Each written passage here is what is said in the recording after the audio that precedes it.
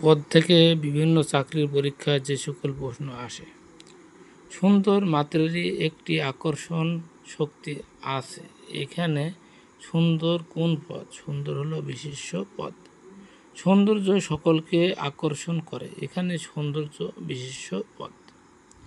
আপন ভালো বা নিজের ভালো সবাই চায়, এখানে ভালো কোন পদ? বিশেষ্য পদ। নিশীথ রাতে বাজছে বাঁশি, এখানে নিশীথ কোন পদ? বিশেষণ পদ। পুণ্যে মতি হোক, এ বাক্যে পুণ্য কোন পদ? পুণ্য বিশেষ্য পদ। এ এক বিরাট সত্য, এখানে সত্য বিশেষ্য পদ।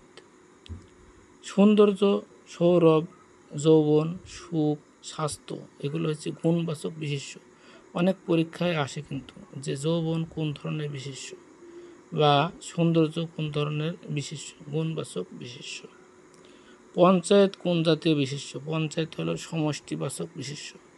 এই সমষ্টিবাচক বিশেষ্যগুলোর উদাহরণ হলো সভা, সমিতি, পরিবার, সমাজ, জনতা, পঞ্চায়েত, মাহফিল, ঝাঁক, বহর, দল ইত্যাদি।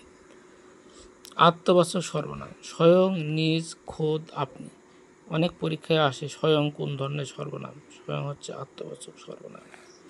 আর যে সে থাকলে সেটি কিন্তু যে সে, সংযোগ জ্ঞাপক সর্বনাম, যে সে।